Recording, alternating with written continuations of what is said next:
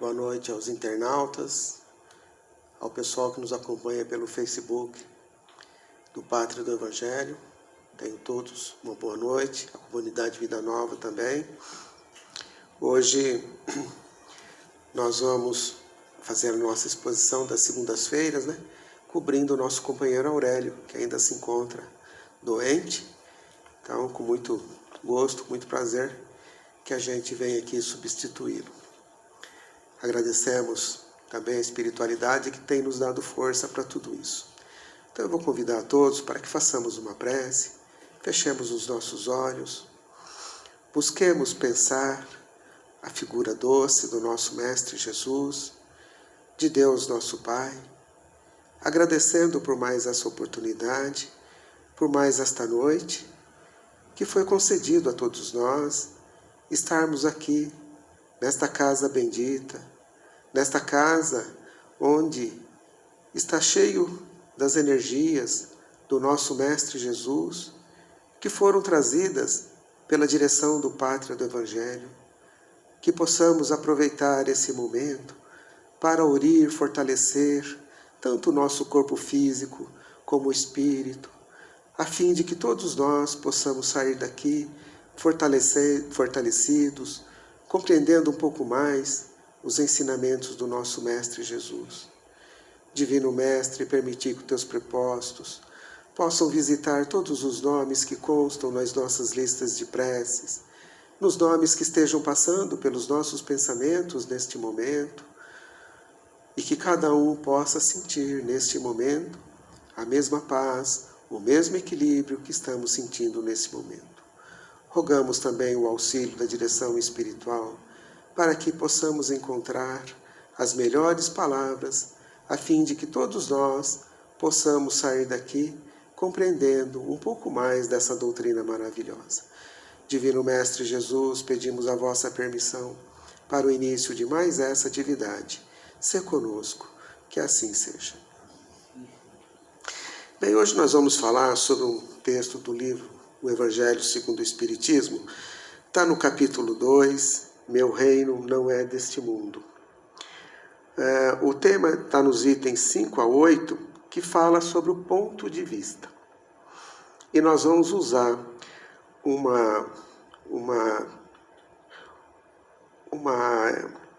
umas palavras da realeza terrestre, que ela fala da passagem dela aqui no plano terrestre, da experiência dela.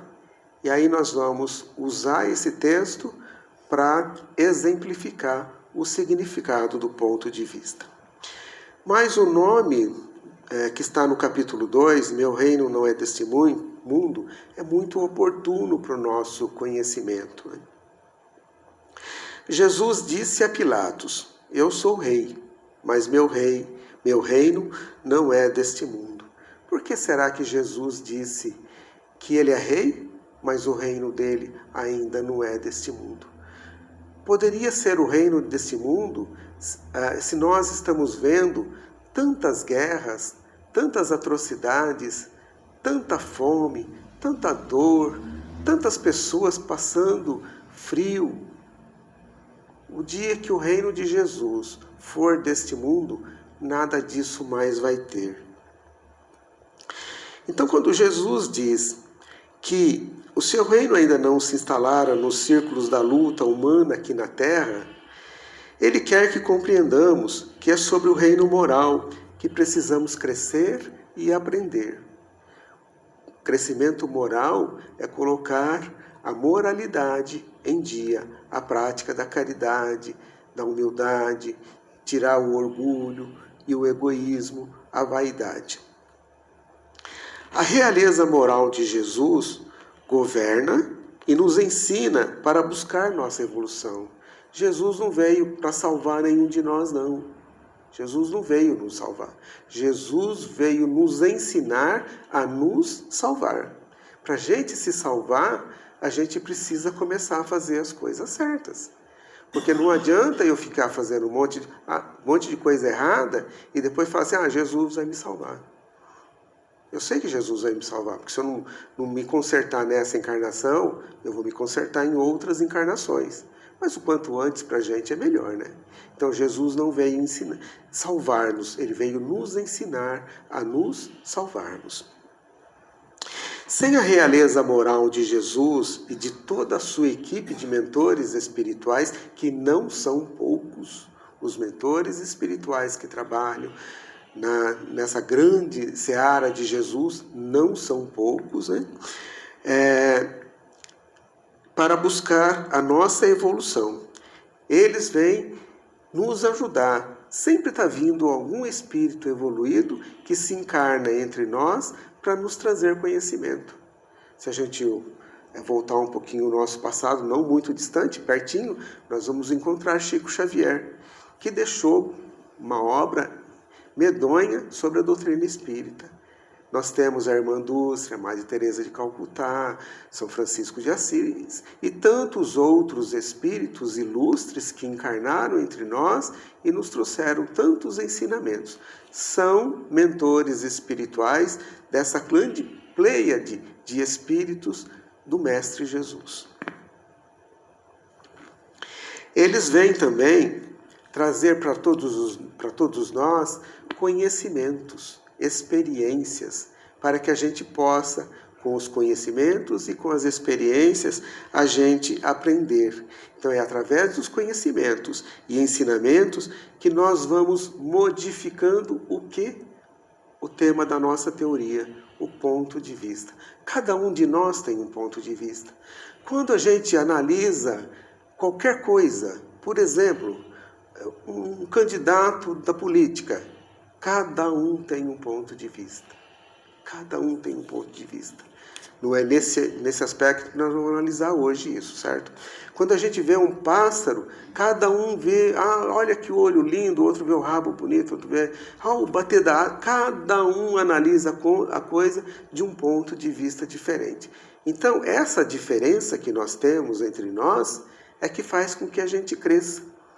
Porque às vezes o outro observa coisas que a gente não observa. Poxa, eu não tinha observado que o rabo daquele passarinho é tão bonito, né? O outro, às vezes, ao bater da asa dele, como é diferente do outro, eu não tinha observado. Então, cada um tem um ponto de vista.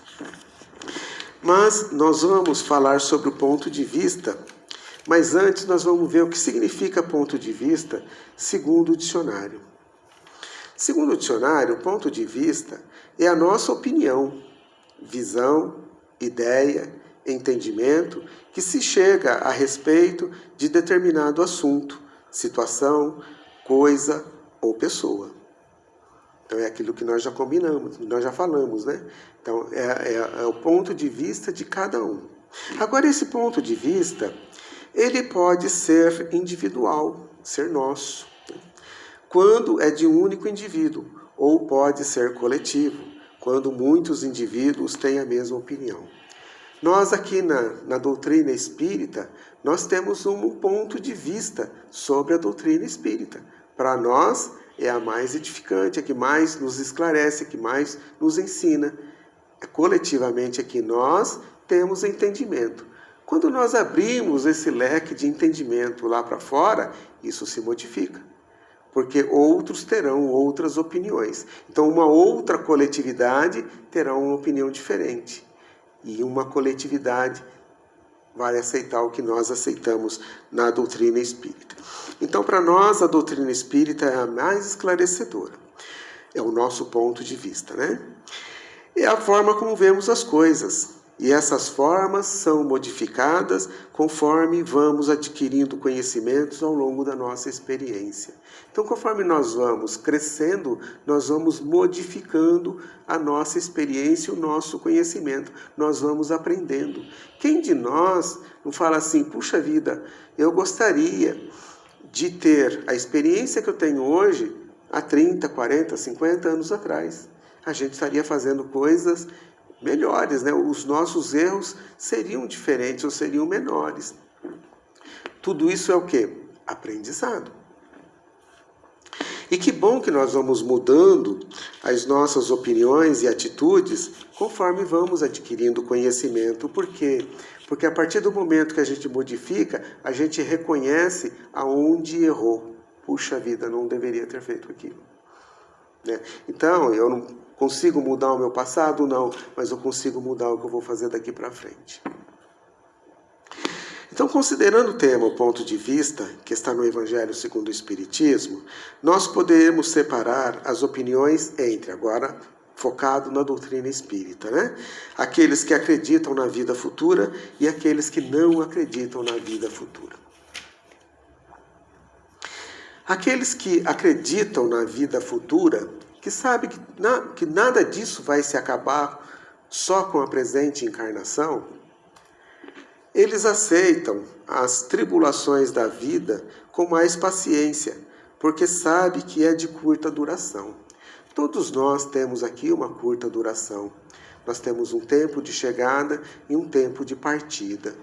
Que a nossa partida, espiritualmente falando, nós possamos sair daqui muito mais ricos do que quando aqui chegamos, com muito mais conhecimento do que quando aqui chegamos. Não é ter, mas é ser melhor. Ter é mais fácil, né? Mas nós precisamos ser melhor.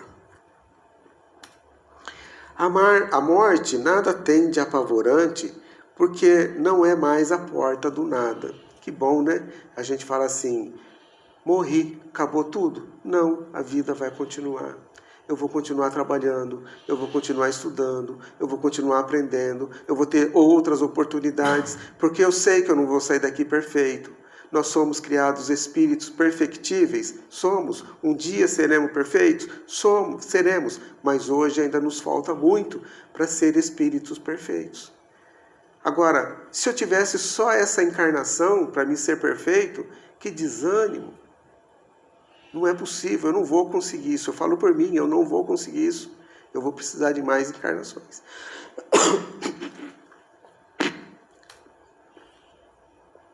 Sabendo que está num lugar temporário, recebe as inquietações da vida com indiferença, e disso resulta para ele uma calma de espírito que lhe atenua a amargura.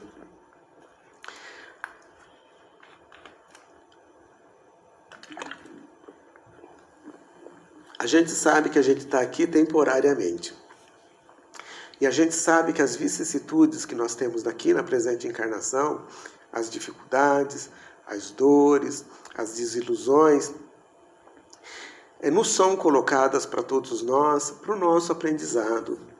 Deus não coloca o sofrimento para nós. Aliás, Deus não faz ninguém sofrer, né? Quem faz sofrer somos nós mesmos, né?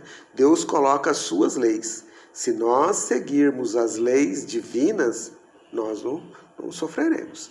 Se nós sofremos, se nós passamos por algum fogo, lembra da historinha da pipoca lá? Que tem que passar pelo fogo? Se nós passamos por algum fogo, é porque nós estamos precisando passar por aquele fogo. Ou por necessidade, ou por aprendizado. Então, os sofrimentos aqui na Terra são consequência de nossas imperfeições, que ainda precisamos viver nesse mundo de provas e expiações para que nós possamos evoluir. No momento em que nós compreendermos as causas e os efeitos dos atos humanos, de todos os nossos atos, né, nos processos educativos da lei divina, passa a se ver nesses sofrimentos oportunidades de aprendizado e elevação espiritual. Olha que interessante, todas as vezes que a gente vê que se a gente está passando por determinado sofrimento ou por determinada dificuldade, isso é um processo de educação, de aperfeiçoamento para o nosso burilamento como espírito. Nós estamos nos moldando, buscando o rumo da perfeição. Mas só que nós temos que aceitar esse burilamento, esse sofrimento. Porque se a gente não aceitar, nós não estamos vencendo a prova. Mas nem por isso nós precisamos procurar os sofrimentos. Já que eu tenho que me melhorar através do sofrimento, será que eu tenho que passar no meio dos espinhos, no meio do fogo, e eu procurar esse sofrimento para minha melhora? Não, não é assim. Não é assim. As coisas acontecem naturalmente. Então nós precisamos compreender que a nossa função regeneradora é educativa e nós vamos colher o fruto de acordo com o que nós plantamos. Nem tudo que nós fizemos de ruim lá atrás, nós precisamos pagar com sofrimento. Nós podemos pagar também com coisas boas, praticando atos de bondades para com outras pessoas, de justiça, de amor, dando uma parte do nosso tempo em benefício do nosso ser humano, do nosso semelhante. Então, quando nós compreendemos que a continuidade da vida ela existe, que é fato, isso é verdade, né? Isso nos leva a transformar os nossos sofrimentos da vida em desafios. Eu sei que eu estou passando por esse sofrimento, isso é um desafio, eu preciso vencê-lo. Então nós vamos estimular superação, esforço para o nosso desenvolvimento espiritual, que é o importante, né? Não é o mais importante, é o único importante, é o desenvolvimento espiritual. Objetivo número 1 do viver na Terra. Nós não estamos aqui encarnados para nada. Nós estamos aqui encarnados com o objetivo de nos melhorarmos, de crescermos espiritualmente, de fazermos alguma coisa de bom. Mas tem aqueles que duvidam da vida futura. Não, a vida é só essa. Morreu, acabou, eu vou dormir, eu vou esperar um dia lá da ressurreição, vou ser despertado, vou ser julgado, um vai para o céu, outro vai para o inferno. Tem pessoas que acreditam nisso. Então, aqueles que duvidam da vida futura, colocam seus pensamentos, seus sonhos, seus objetivos nas coisas terrenas, nos seus valores, nos seus prazeres, né? Nos prazeres mundanos. Isso é muito importante, né? Sexo, bebida e tantas outras coisas que são prazeres mundanos. Não que a gente não tenha que ter prazeres, nós não temos que estar aqui também só para sofrimento. Nós temos que ter alegria também, mas nós temos que reservar uma boa parte do nosso tempo para o nosso cuidado espiritual. Ser feliz constitui no ter. Quanto mais ter bens materiais, dinheiro, né, constitui no ter. Trabalha com toda a sua inteligência, seu potencial intelectual na obtenção desses valores. Quer mais, mais, mais. Só para isso, né? Coloca sua felicidade nesses bens terrenos, sempre querendo mais e mais, nunca está contente com o que tem. Tem gente que passa pelo mundo como se nunca fosse morrer. E outros morrem sem nunca terem vivido. Muitos passam pelo mundo achando que vão levar tudo. Que o caixão tem gaveta, que vai levar dinheiro, que vai levar ouro, que vai levar casa, que vai levar terreno, que vai levar tudo. Não vamos levar nada disso. Tudo isso aqui é patrimônio divino, que Deus nos empresta para os nossos crescimentos, para o nosso aprendizado, para o nosso ensino. Então nós temos que aproveitar isso para que nós possamos aprender, mas também aprender a compartilhar, ajudando caridosamente outras pessoas que precisam.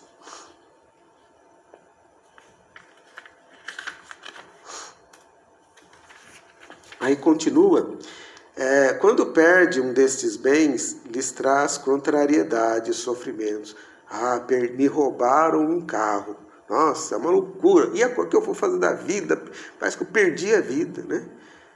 Então, deposita tanto naquele bem, naquele valor, que quando o perde, mal sabe que muitas vezes a gente perde esse bem, que é uma devolução nossa de alguma coisa que a gente já tirou de outros em outras encarnações. Chico tem uma historinha dessa aí. Diz que frequentava a casa de Chico um dono de um escritório, né, de contabilidade. Certo dia, certa noite, né, entraram no escritório dele, roubaram lá as máquinas, os computadores, as coisas dele, as máquinas de calcular, tudo. Né?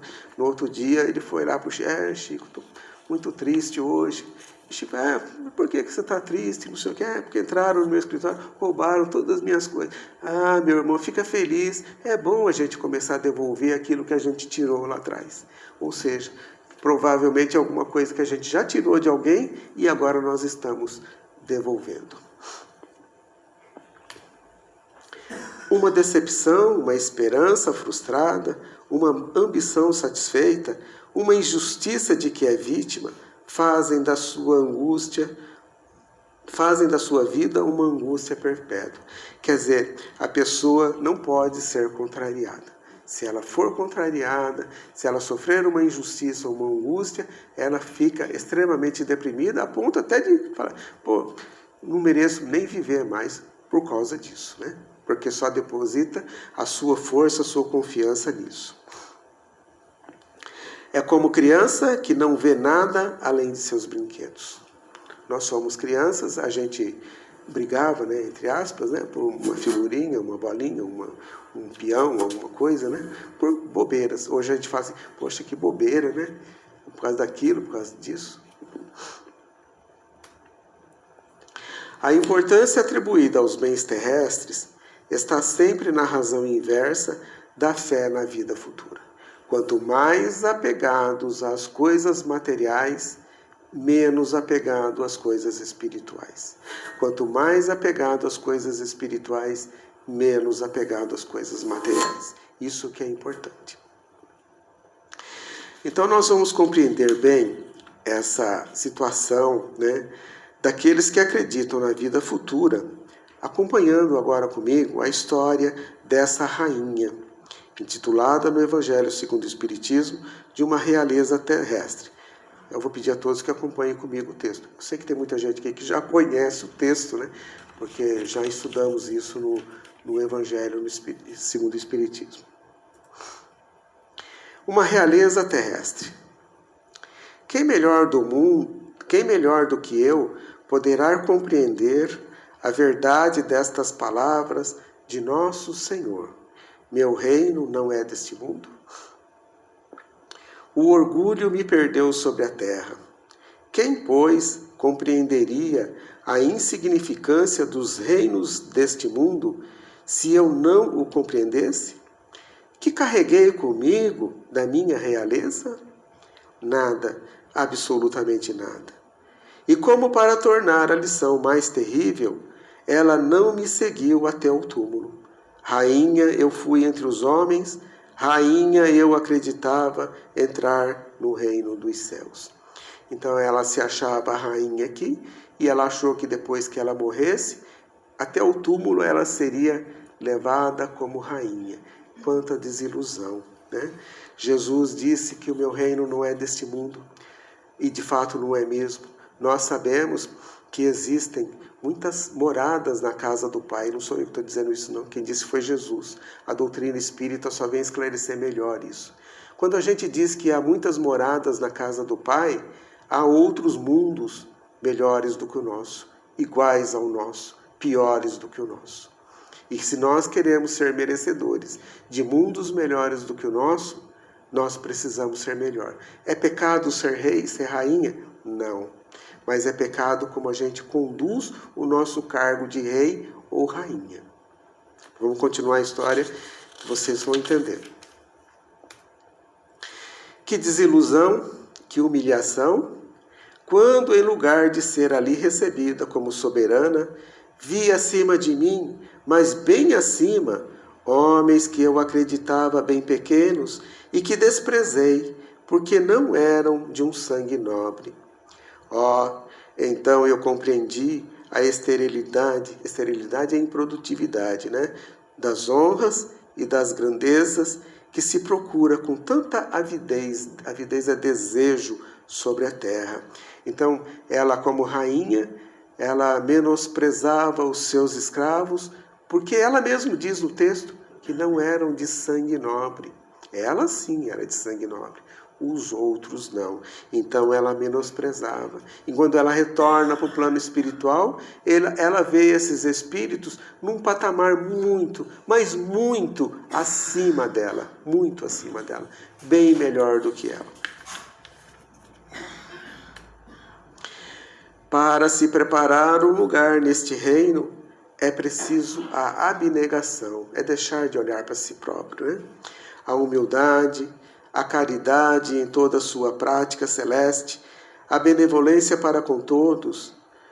Não se vos pergunta o que fostes, que posição ocupastes, mas o bem que haveis feito, as lágrimas que enxugastes. Então você pode ser rei, presidente, gerente, diretor, dono de uma empresa, não importa. O que importa é pecado a gente ser isso? Não, não é pecado não. Mas o pecado é o que nós fazemos com esse cargo. Quando nós olhamos as outras pessoas, né, sem a humildade, com aquele orgulho, você é da ralé, você não serve para nada. Não é assim. Nós temos que ser humanos. É isso que a rainha aqui fazia, né? Então ninguém lá vai perguntar o que nós fizemos, mas o que nós fizemos para ajudar outras pessoas. Ó Jesus, dizestes que teu reino não era deste mundo, porque é preciso sofrer para alcançar o céu, e os degraus do trono não nos aproximam dele. São os caminhos mais penosos da vida que a ele conduzem. Procurai, pois, seu caminho através das sarças, matagal, e dos caminhos e dos espinhos, e não entre as flores. Não significa que nós temos que procurar o sofrimento, mas nós temos que procurar quem sofre. Eu posso apagar o sofrimento de alguém, vou lá e ajudo no sofrimento de alguém. Quem lê o livro Quem é Minha Mãe, vai ver lá que tem uma parte da história e que tem um senhor muito rico, empresário, e que ele trabalha muito para ajudar os pobres. E a mulher dele, ele vê que ele está fazendo muito, né? E a mulher fala para ele, mas Elmo, você não pode se tornar mais um peso para a sociedade. Cuide da sua riqueza e continue ajudando, mas você não pode amanhã ser um que dependa também da sociedade. Então, ninguém precisa ser pobre para ajudar, para se fazer pobre para ajudar outras pessoas. Você pode continuar na sua vida e ajudar as outras pessoas, né? Nós não podemos ser um peso na sociedade. Então, quando diz aqui, procurai o seu caminho através das sarças do matagal, é procurar através das pessoas que estão sofrendo para ajudá-las, minorar os seus sofrimentos.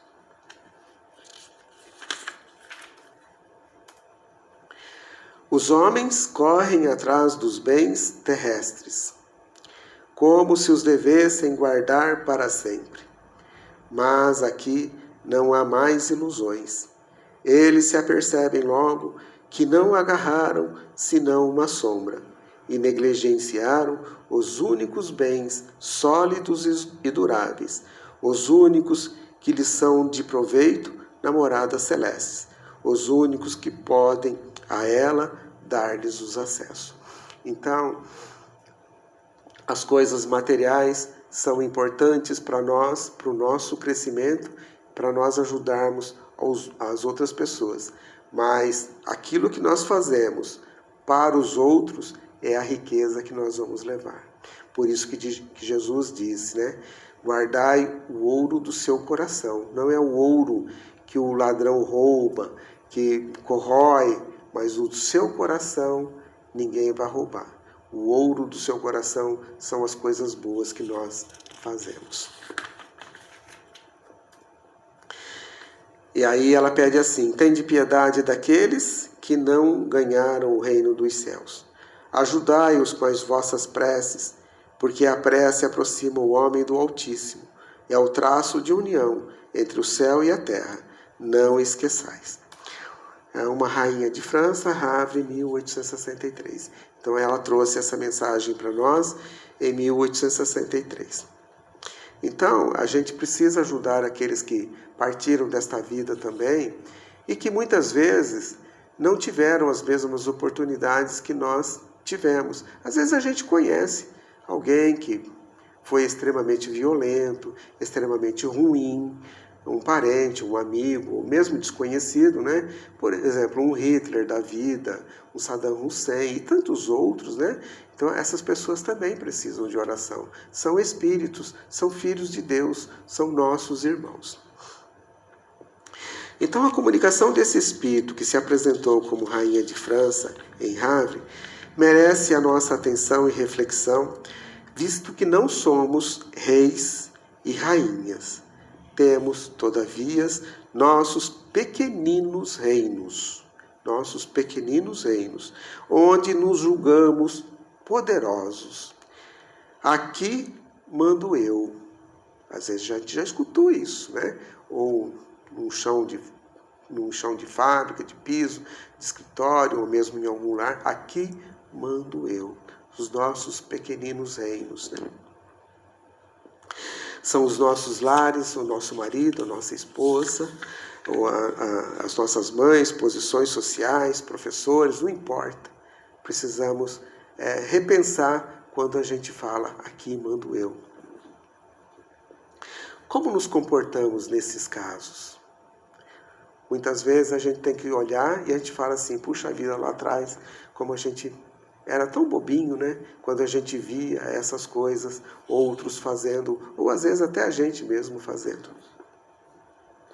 A ex-rainha se surpreende quando, ao despertar no plano espiritual, não ter levado consigo a sua realeza e haver ainda, muito acima dela, homens a quem desprezara por não terem sangue nobre.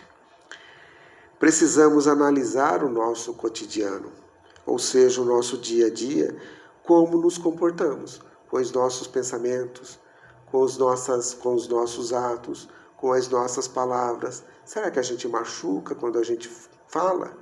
Será que as nossas atitudes também não agridem? Será que os nossos pensamentos também não machucam? Ah, mas ninguém sabe o que eu estou pensando. Sabe sim.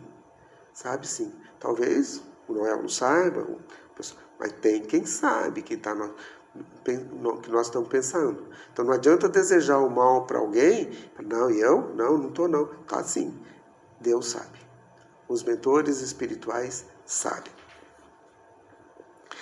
O homem, pelo poder e seus privilégios, nos seus diversos patamares, necessita da abnegação, da humildade, da caridade e da benevolência para com todos.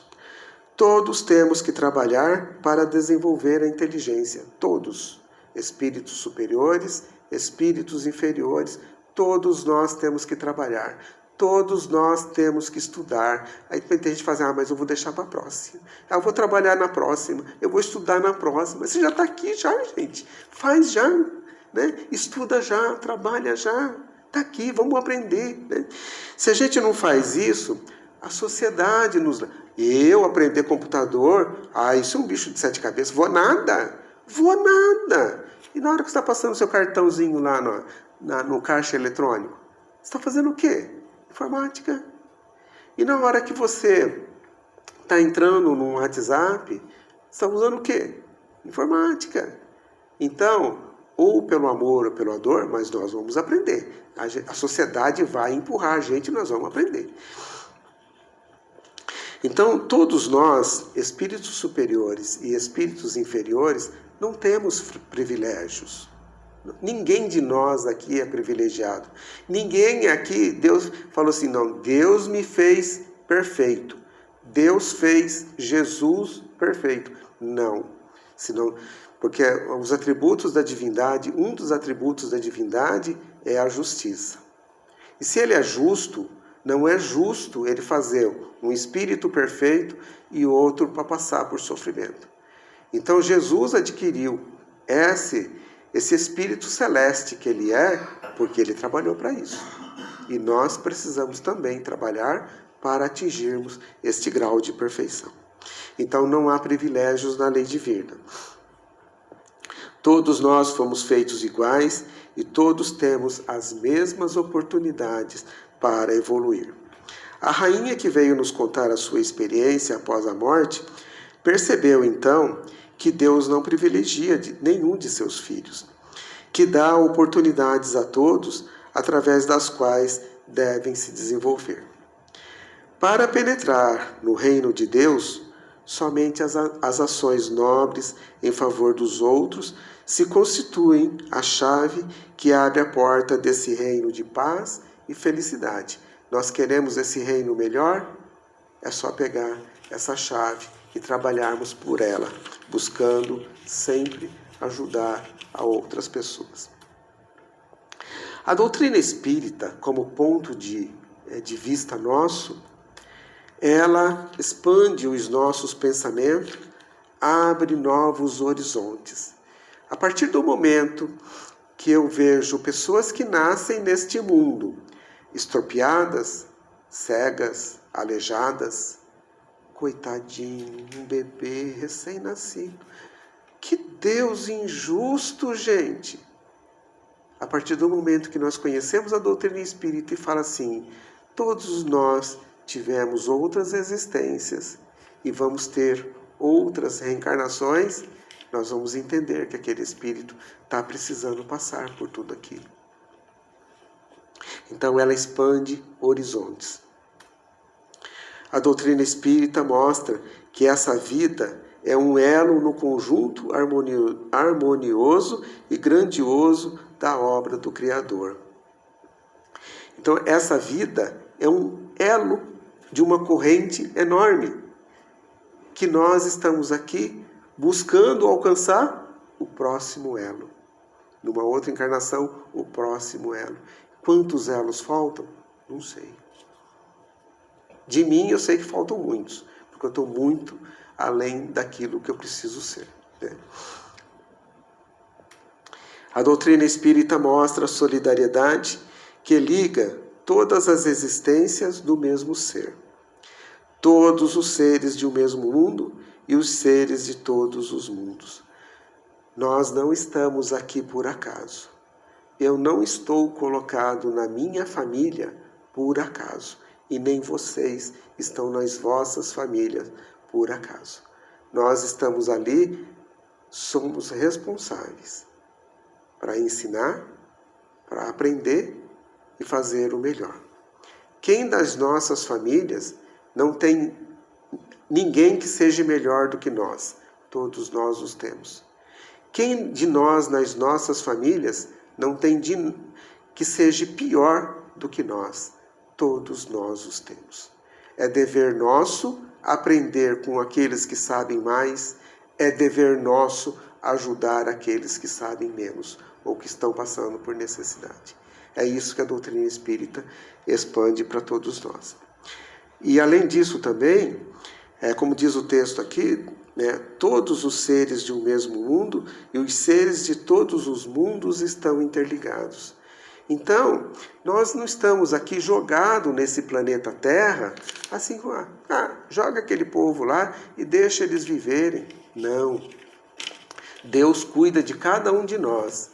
Deus cuida do arcanjo e do verme do mesmo jeito. O amor que Deus tem do seu maior anjo e do pior verme, pior inseto, é igual. Ele ama todos igualmente.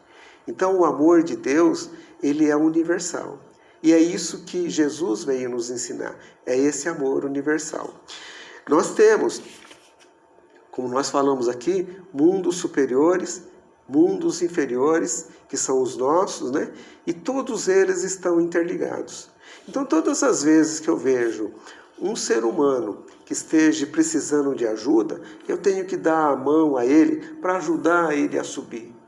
Mas eu tenho certeza que tem um outro irmão lá em cima dando a mão para mim e me ajudando também a subir. Então as nossas mãos têm que estar sempre ocupadas, segurando a de cima e eu pegando a de baixo para que a gente possa caminhar junto.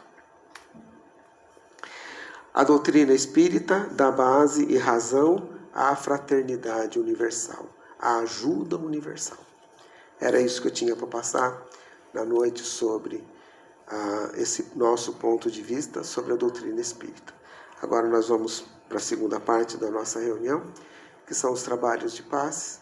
Eu peço que todos que fiquem aqui fiquem em silêncio.